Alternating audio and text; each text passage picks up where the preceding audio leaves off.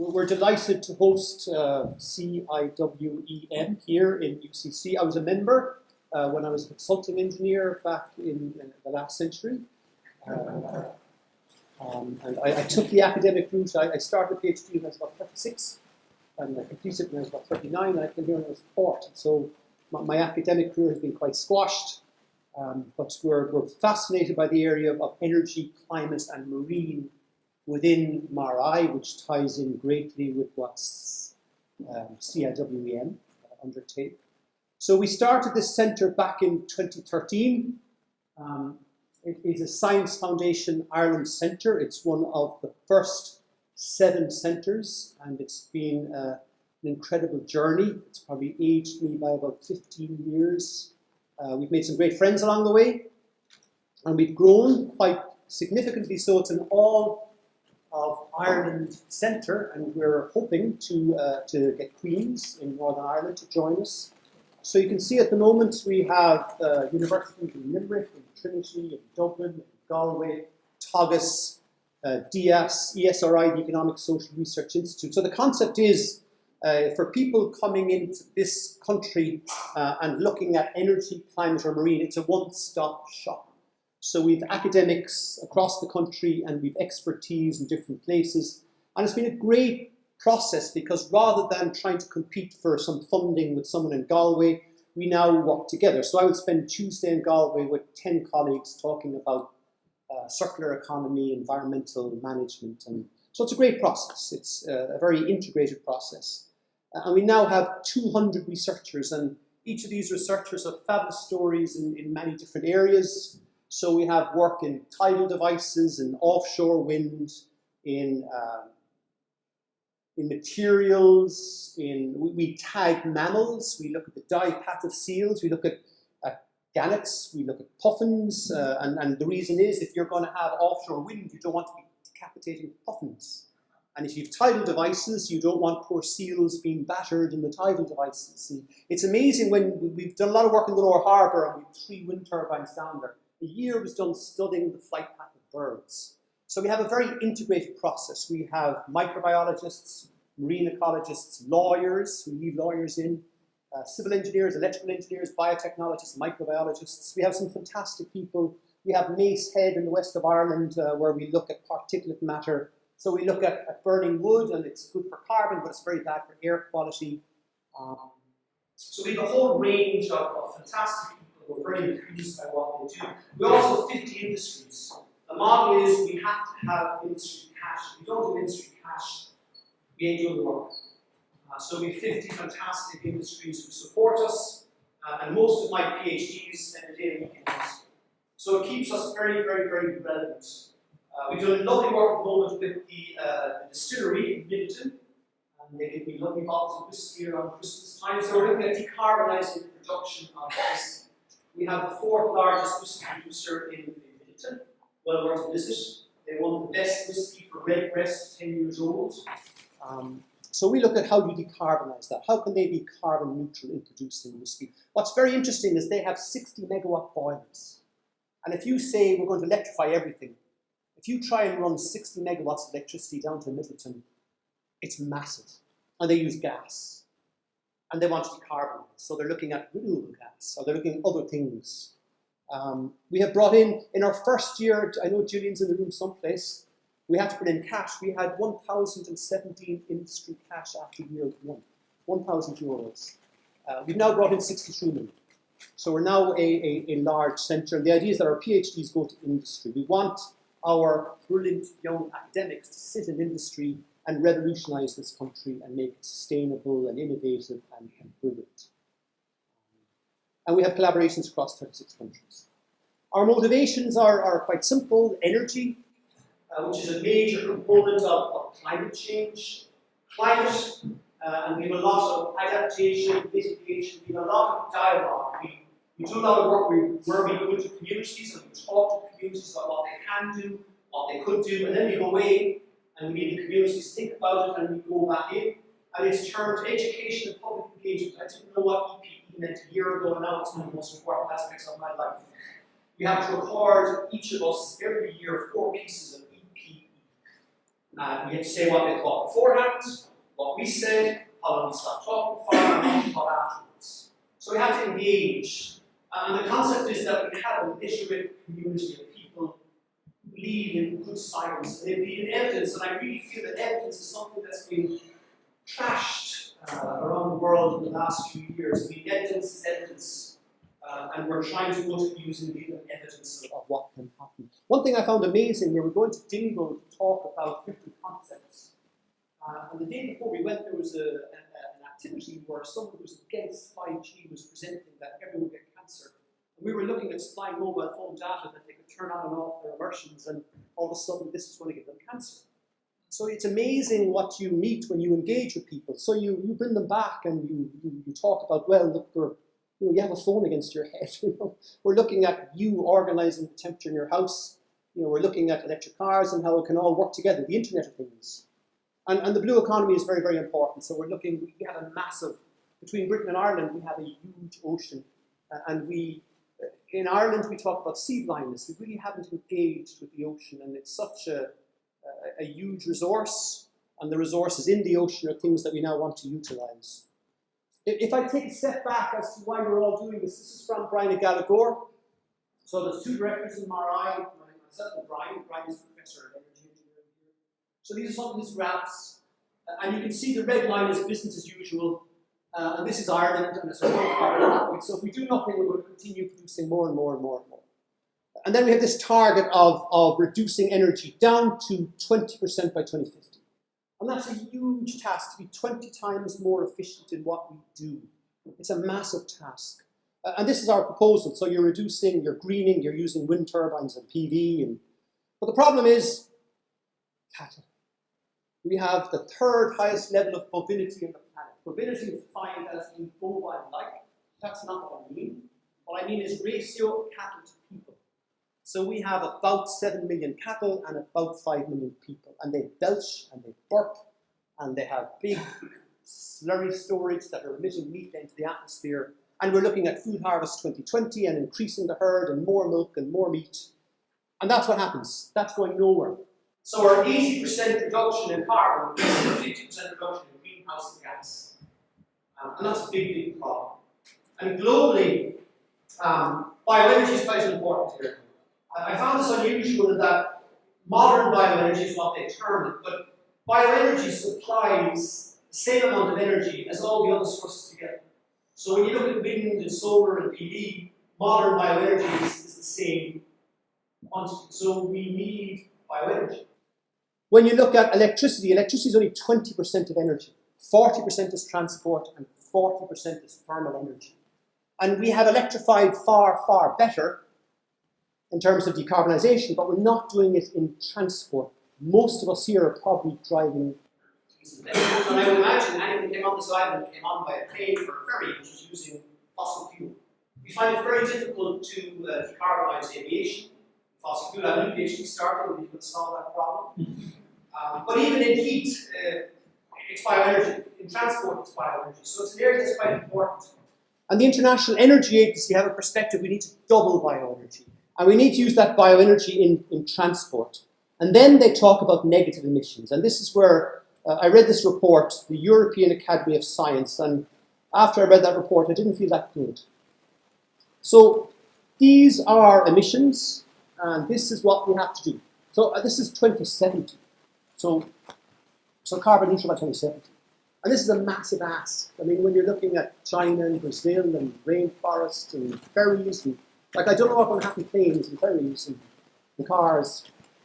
And what they're suggesting, again, the budget we've left is 800 gigatons of carbon. And they're saying that's all we've left. And it's not 2040, it's now. I mean, every bit of carbon we emit is there. So we have that problem. Like everything we're doing now, we can't wait, well, we'll do it in 2040. I mean, all the carbon we produce will be in that atmosphere. We're allowed to emit another 800 gigatons or gone beyond 2 degrees Celsius. And when we go beyond 2 degrees Celsius, it's just going to roll down the hill and we have a problem. So what they talk about is negative emission technologies. And one of those is direct air carbon capture. So you build a machine that sucks in carbon dioxide. One of our recent papers, James Glynn, published in Nature, 25% of the world's electricity would be required to run a machine that sucks CO2 out of the atmosphere. I mean, the extent of the problem is phenomenal. And what we do in our centre is we put numbers and evidence on these concepts. Because what I find shockingly frightening is this. So what they want is negative emission technologies, such as these big machines sucking CO2 out of the atmosphere. So the perspective is, if you put up a wind turbine, that's going to be carbon neutral. Not good enough, because we've all this stuff up there and we have to suck it in. So they talk about planting forests. We would have to cover 70% of the world's arable land and forest to have any effect. I mean, the scale of these problems. So if you do read this book, Environmental Academy of Science, you would need maybe some Prozac and whiskey when you finish reading it. It's quite a depressing read. It's sort of, you're contemplating infinity. What they do talk about is bioenergy with carbon capture and sequestration. Now, bioenergy gets a difficult name, and I suppose the concept is you chop down a tree and you have a wood chip, and that's not good. But what carbon neutral is, and the tree is probably not a good example, but it's some plant that sucks in carbon dioxide, and then you put in a power plant to produce electricity, and the carbon dioxide is sucked back in by the plant, by the crop, and that's seen as carbon neutral. What's carbon negative is you grow the plant, you produce electricity, and the carbon is put underground. Now, there's a proposal within the harbour here to sequester carbon from 2 gas turbines, and the cost is about 7 billion. Like, 7 billion is probably 3 or 4 children's hospitals. I mean, when it comes to the opportunity cost of someone saying, we're going to have carbon negative technology and we're going to spend 7 billion euros on taking CO2 out to the old gas fields and into the ground, Dan, will you get elected? It's very hard. I mean, I couldn't imagine President Trump saying, I'm going to spend this money on carbon sequestration.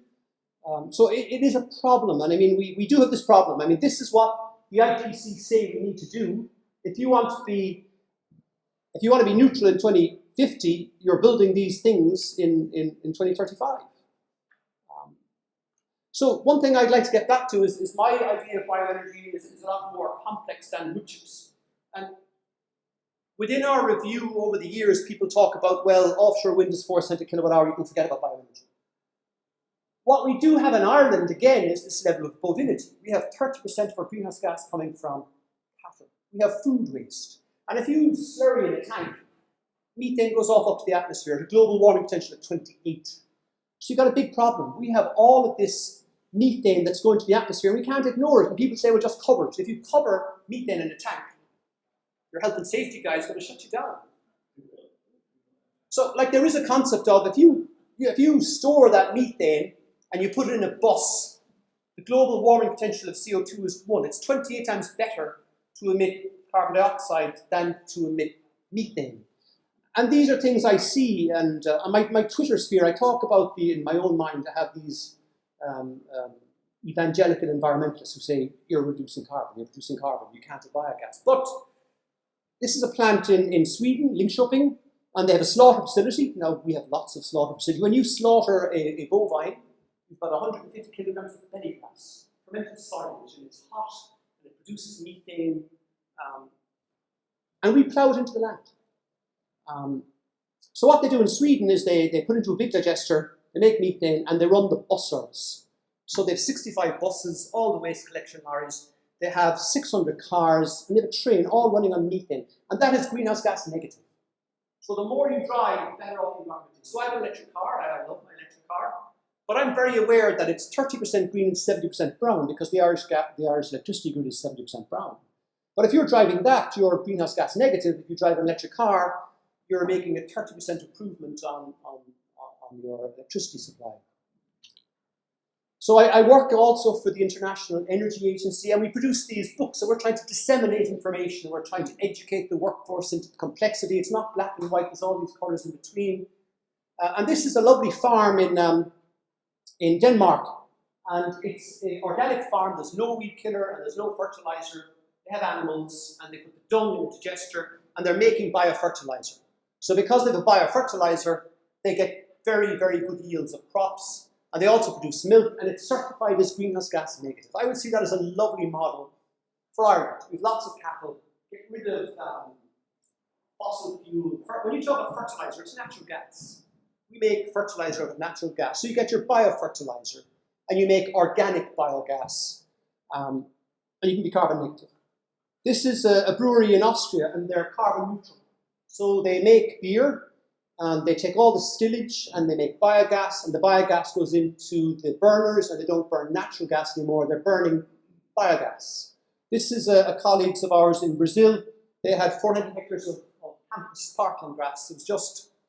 It's where they are, and they always had a problem with the grass, so they decided they would digest it, and they're running 65 cars off the grass cuttings. What's interesting, there's more land under golf course in the United Kingdom than crops used for bioenergy. And all those golf courses are looking for places to put their grass. And our perspective is, well, you could put it into a biogas plant and you could make a transport. This is a paper we did during the week with IFA, and we looked at the Renewable Energy Directive. And the Renewable Energy Directive is our set of rules, what we have to do. And it says that we have to have 3.5% advanced biofuels by 2030. It's capped ethanol from crops, it's capped biodiesel from palm oil and from rapeseed. So we have to have advanced biofuels. And one of these fuels is grass, another is algae, and another is gaseous fuel from non-biological origin. And that's something that we look at, gaseous fuels from non-biological origin. And what they have done is they have made a set of rules, and this paper is looking at the rules. So we've worked out from grass, if we made biomethane, we produce 23 grams CO2 per megajoule. However, the fossil fuel comparator for transport and the greenhouse gas savings for transport are far easier to meet than heat. So the EU wants biogas in transport, it doesn't want it in heat. It's 3 times harder to meet the criteria for heat than transport. And MaREI Donnelly, who's an Irish lady, she led the EU in the production of this document. Her perspective is a wood chip makes heat, it doesn't run a bus. Biogas will run a bus, so you do not use biogas for heat. And she's very strong in this opinion. Anything that would power transport goes to transport. So energy vectors are not all the same. They talk about exergy. So transport fuel is a higher form than heat. This is a piece of work we did when we looked at fugitive emissions. So we looked across loads of biogas plants and we worked out how to minimize any slippage. And we worked out you can limit it to 2% by good practice. So the slippage across a biogas plant. Open slurry emits 18%. So straight away you're into this carbon negative. So we evaluated a number of minus 250 grams CO2 per megajoule. California Air Resources Board have a number of minus 255 grams CO2 per megajoule. So we have evidence from 2 learned bodies that biomethane is greenhouse gas negative. So we can run buses. This is Nottingham Bus, and they run their buses on biomethane, so they are greenhouse gas negative. So it's better than electricity at this moment. And it is a sequestration process because you're reducing methane that would have got to the atmosphere that's 28 times worse than CO2. So we tend to look at the whole area of green gas, and I'll go through little bits. We look at gasification, we look at gaseous fuel from non-biological origin, we look at algae, and we try to map into the future what this system will look like. What's very important, and this I reviewed for the summer for the International Energy Agency World Energy Outlook, twice the energy on the planet is sold as gas and electricity. And they're saying it's very, very hard to move off gas onto electricity. If you look at Ireland, we sell, I think it's 10 to 15% of baby formula on this planet. So we get milk, and we evaporate the water off, and we powder. And it's all done by gas. Or alcohol production, you evaporate alcohol off stillage. Very hard to do that with electricity, and we use twice as much energy doing that as we do with electricity. So gas is a vector that is not easy to be converted or changed to electricity. So there is a viewpoint, and 6 European gas grids have committed to 100% green gas by 2050. So there was renewable electricity, it's now renewable gas. And what's interesting, these are the countries. So I run this group, and we have 17 countries. But you can see here the growth in putting gas into the gas grid is quite almost exponential. So we're at 532 facilities within those 17 countries. The UK was very late to the game, but they've really embraced the first person with gas, the gas grid in the United Kingdom was Prince Charles in Cornwall. And I met him and we spoke about it. But the UK has really gone into the area of digesting food waste and putting that gas into the gas grid. And if you look at, like, this is one such facility. This is in Holland. And it's a green gas hub. It's very interesting. There's around 20 biogas plants.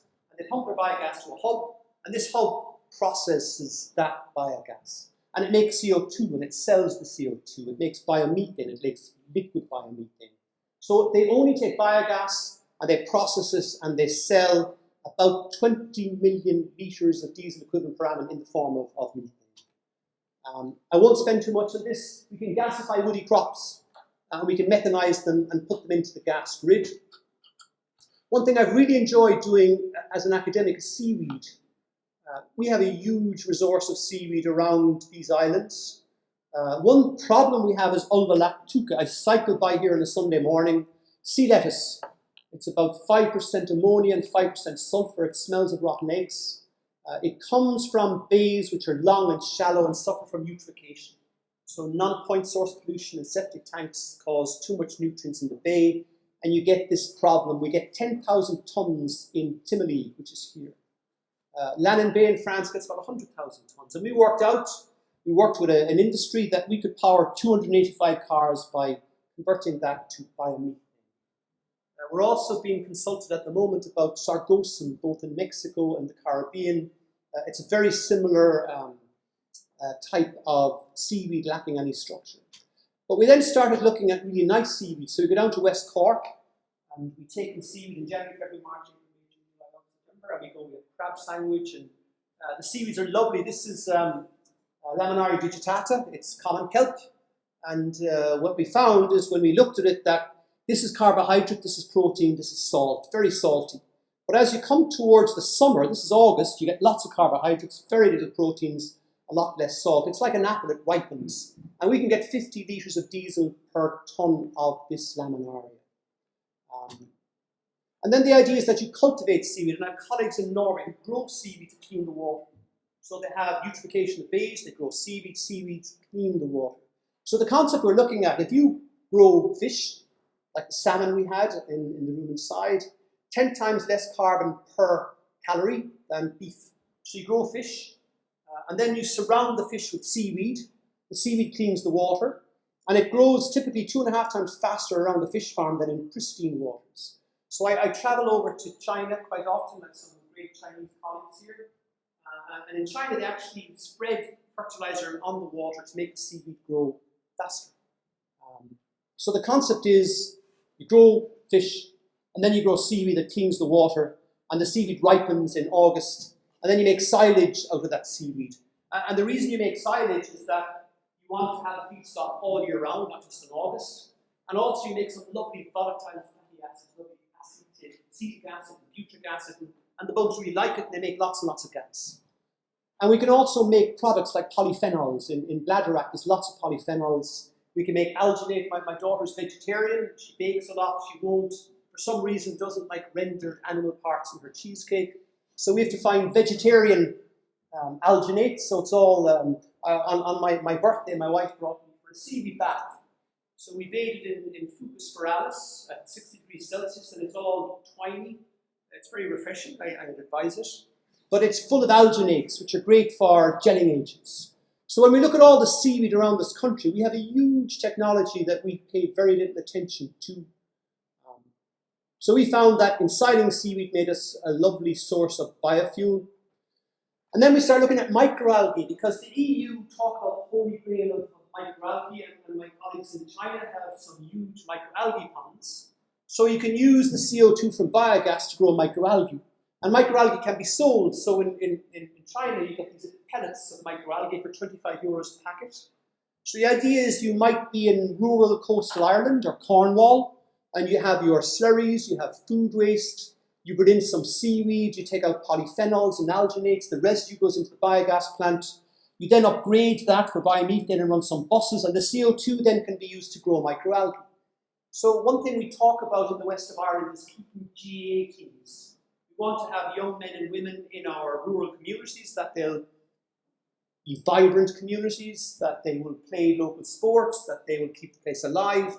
To me, if you have these types of systems in rural Ireland, where you have seaweed farms, you're making alginate, butyrate, you're taking in your feedstocks, your slurries, your food waste. Like an idea we have in Dingle is that we can have biomethane, and we'd have a little bus, and that bus would take you to Kenmare, it would run on biomethane, and you'd have a vibrant community, you'd have sustainability. Like, for example, in Dingle, they spend 1 million a year taking their food waste to water for it to be treated. 1 million a year. So you build a digester, you've saved 1 million a year before you start. And then you're producing biomethane and biofertilizer. And so it brings in this lovely circular economy. What our latest paper, which I'm very proud of, Artisan was the lead author, is the idea of growing microalgae as a means of upgrading the biogas. So the microalgae go through the biogas, they suck out the CO2, and there's lots of deep science. But it's a lovely process again. So rather than having scrubbers taking out the CO2 using lots of energy, your microalgae actually are put through the biogas, through a solution, carbonate, bicarbonate. They take out the CO2 and they grow. So you're getting pure methane, and you also have this algal product. And this paper looks at all of the uses for algae, and they give you an awful lot of money. Energy is very cheap. So if you want to be viable and financially viable, you need to have products associated with it. I'm nearly there. I know you're all looking forward to a meal. This is an area I think is really nice. This is the Dutch Green Gas Roadmap. So they start off with anaerobic digestion, then it's into gasification, then it's algae, and then it's electricity. So we talk about electrofuels. And electrofuels is the production of fuels from electricity. You say, why would you want to make fuel from electricity? The problem with electricity is that wind and solar work when they work. So we've had some relationship with Dubai and DIWA, and they're going to PV. PV will give electricity by day, but not by night. And a big issue we have, and within the IEA we talk about this in the future, if you're in India, you will have PV electricity by day, very low carbon intensity. By night it's going to be coal. So if you plug in your car by day, it's really good. If you plug in by night, it's really bad. So you've got the Internet of Things. You're going to have all these devices saying, plug in your car now, run your dishwasher now, because if you do it by night, it's cold. But a problem we have here, this is Ireland, this is 2020, and it's nighttime. So Ireland is heading for 40% electricity from wind. The capacity factor is 40%. So when it's not blowing, it's not blowing. But when it is blowing, it's 40% divided by 0.4. And then if we're in bed, it's worse. So we have all this electricity that we can't use because it's the middle of the night, we're all in bed. And we're going to have 70% of commitment to electricity. So it's going to be lots of times when there is too much. And what we're looking at is we can convert that to hydrogen. London Bus is going to run off hydrogen from Kent, from an offshore wind farm, and they're going to produce hydrogen and put it into buses made by Wright Brothers in Ballymena. So this is a trial, and this is something we think is quite interesting. In the north of Germany, there's lots and lots of wind turbines. So this is Wörtel, and when you're up there, I think the landscape is blighted. There's so many wind turbines. But the problem is there's just too much electricity at times. So Audi set up this facility, and it's electrolysis. So they don't ask for electricity.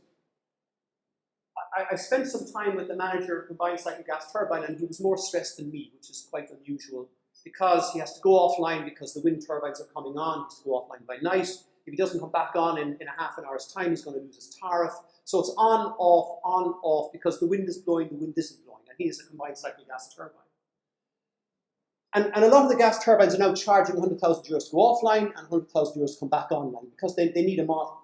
So what this is rather than telling the power plant go offline, they spin it to this electrolysis. So they don't ask for hydrogen, they don't ask for electricity. When there's too much electricity, it's spilled here and they have hydrogen. There's no market for hydrogen at the moment. So what they did is they built it next to a food waste digester. So all the food waste goes here and it's digested, and they take out the CO2 and they put the methane into the gas stream. And it's very sustainable because it's food waste to methane. But the CO2 left behind needs CO2. So the hydrogen from the electrolysis, from the wind, is mixed with the CO2 and they make methane. Typically biogas is 50% methane and 50% CO2. And the hydrogen will convert all that CO2 to methane. So they double the output. So if you have a biogas plant producing 2 megawatts, when you put hydrogen in there, you're making 4 megawatts. But in Germany, they have a green gas cert. You don't buy a meter cubed of biomethane, you buy CO2 saved. So the food waste biomethane is very, very sustainable, but they call it e-gas is even more sustainable because it's electricity that would have been spilled, it's CO2 that's taken out of the atmosphere, so it's deemed greenhouse gas negative. So they have 2 injection points which are metered, and they sell it to Audi. Well, they are Audi. But when you buy your car, you buy it on a per month basis, but you also get a card when you buy your fuel. So you're getting this biomethane in a natural gas vehicle, Audi. We're scientists, we've done lots of work in hydrogen CO2. This is a catalytic process, but I like bugs. So we have these bugs and they eat carbon dioxide and hydrogen and they make methane. So we spent a lot of time working on this and we produced what I think is a very, very seminal paper. And it's Methanothermobacterium wolffi. And he likes only hydrogen and carbon dioxide, and because he's wolffi, he likes tungsten. He put in tungsten, he works better. So we ran this for about 1.5 years, and we got more or less pure methane out of hydrogen and carbon dioxide. And the concept we now have is there is about 17,000 anaerobic digesters in Europe. And what we're looking at is about 2nd generation upgrading. So when all this electricity is being produced by night in Germany, in Wurtel, in Ireland, and it's just being used, it's being produced, we see farmers having little electrolysis units. Now, I hope they don't have a health and safety officer, but we see farmers with electrolysis units and then put the hydrogen into the reactor. So the biogas, which is 50% CO2, becomes almost pure methane. Now we have, I won't go into details, we have an in situ and an ex situ, but we think this system would work in all the existing anaerobic digesters on the planet. So rather than having 50% CO2 and 50% methane, they would have pure methane coming out the end, and they will have dealt with the variability of hydrogen. So it's a storage mechanism, and it's a conversion of electron from electricity to a transport fuel. This is called gaseous fuel from non-biological origin. And the EU are insisting that we have gaseous fuel from non-biological origin. And one thing we have sort of looked at, Shane McDonough's producing his PhD, is in the cost of this. When you're producing hydrogen, there's 2 big costs: buying electricity and the electrolysis system.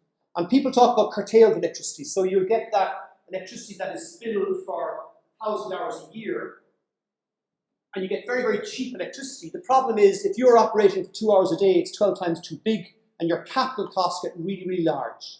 So we found a sweet spot. 6,000 hours per year will give us biomethane at what is €1 per litre diesel equivalent. We bid at 50 cent a kilowatt hour, and we get all this electricity, and the average price we pay is 3.5 cents a kilowatt hour. So we're buying electricity. Now the problem with that, and there's always problems, is that our grid is 70% brown. And if you produce hydrogen from a grid that's 70% brown, you've probably 80% carbon intensity because there's an inefficiency in bringing it down. So it's hydrogen, great, but it's still got a carbon footprint, and we deal with evidence. It's all evidence. So we have another paper, and this is really nice. We have a forecasting model.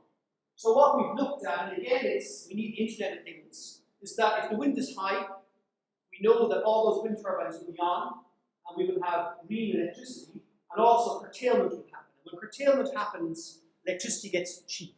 There's actually negative pricing in Germany at the moment. You'll be paid if you can use it, rather than asking a CCGT plant to shut down. So we've looked at wind forecasting, and we've also looked at price. When electricity gets really, really cheap, it means all of the wind turbines are blown. So we came up with a model that will reduce the carbon intensity of the hydrogen by 56% and also reduce the cost by 57%. But it demands Internet of Things. So this is where we need the Tyndalls of the world to help us to figure out what's the carbon intensity, tell the electrolysis, go online. The farmer has his little phone, electrolysis starts working, hydrogen's being produced, it's very cheap, goes into his digester, free upgrading. I'm nearly there.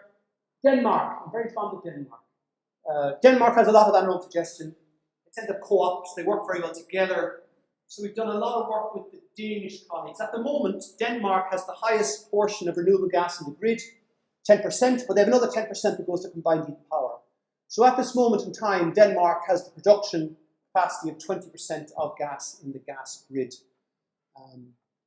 And you can see here by 2035, they expect all of their gas to be green. Now, the gas fields are drying up, but this came from a number of reasons. It came from the fact that they don't like pollution.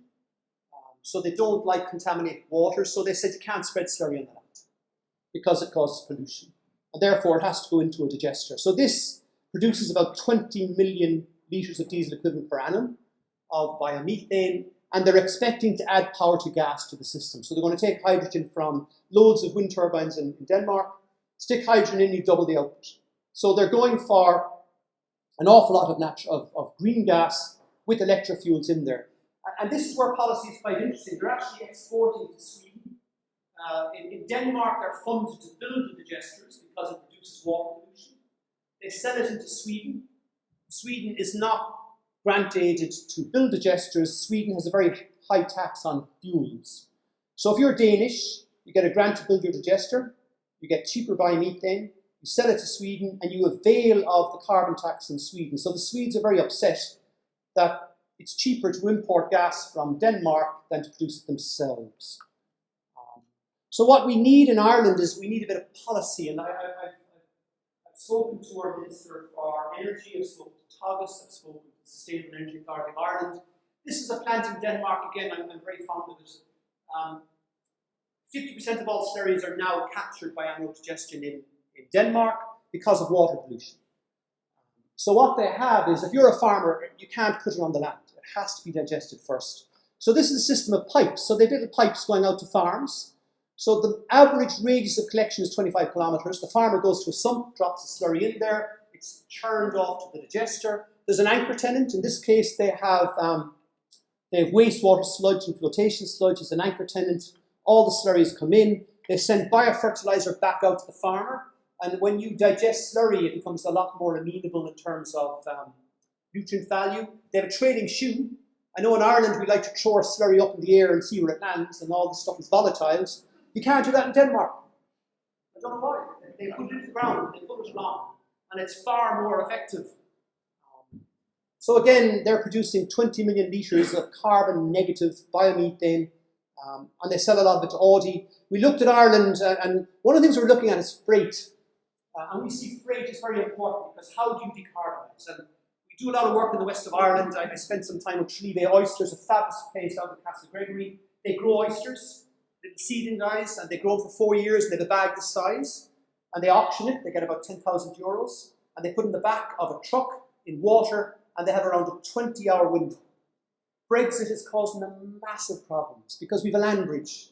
So normally that truck with the oysters goes to England and goes on to France, and then that bag of oysters is taken out and put in the bay in Dannon Bay, and the French are French oysters. But they all originate from Kerry, and it's the cleanest place for growing oysters. That's not going to run electricity. You're not going to have electric trucks. I mean, that's going to run on diesel at the moment, but we would see biomethane. And this piece here is haulage. So we're looking at biomethane as a source of decarbonising haulage. And what we looked at over here, this is 40% of all slurry, power to gas, will meet haulage. So we're asking the government to say, by 2040 we'll not spread slurry, by 2030 half of it won't be spread, and we can make biomethane and we can run haulage. I won't go into detail here. We can make it for €1 a litre diesel equivalent. For food waste, we can go a lot cheaper. We've been working with GNIs or industry, and we've done the future of renewable gas for them. We've had the first gas to grid up in Nerney, so it's food waste, and it has the methane that would run 65 buses. And the concept, we've also worked on green gas certification. So the gas, if it comes from food waste, if it comes from slurry, if it comes from electricity, you get a certificate saying what the greenhouse gas savings are. And we have this project where we're going to have lots and lots of digesters around the gas grid, putting gas into the gas grid, and the target for 2030 is 20%. So highlights, last slide, circular economy. If you put up a wind turbine, you make electricity, and that's what you do. If you build an anaerobic digester, you're taking slurry, you're making biofertilizer, you're producing CO2 that can be sold, you're improving water quality, and it's very hard to put a value on that. Like, my well is polluted, and I paid 8,000 euros for a well cleaning system, as did my neighbour on the left, as did my neighbour on the right. It's not costed. But if there was a digester, I spent one Christmas going for a cycle, and my local farmer had a hose held straight up in the air, and slurry was going up, because the slurry tanks had overfilled, and he had nothing else to do with it. So he's fountaining slurry up in the air, and I'm thinking, my wells polluted. I mean, it's a concept that is difficult. We plough belly grass from cattle into the land, and my Swedish colleagues would say, you pollute your water. And I say 30% of wells in Ireland are polluted. So we have to do things better, and anaerobic digestion green gas is part of that environmental sustainability. It's part of improving our environment. Advanced biofuels, it's the easiest source of advanced biofuel. And we need to do things a little bit better. We need to sit down and have policy about how we do things. We export food waste. We put it on a ship in Cork and it goes out. I read an article recently, Brexit, in Britain, they also export food waste, they import it. Once you leave the EU, that's over. If Ireland was leaving the EU, we'd have to deal with our food waste. And the obvious way to deal with it is to make biomethane by digesting it. Okay. I'm finished. Thank you very much for listening to me.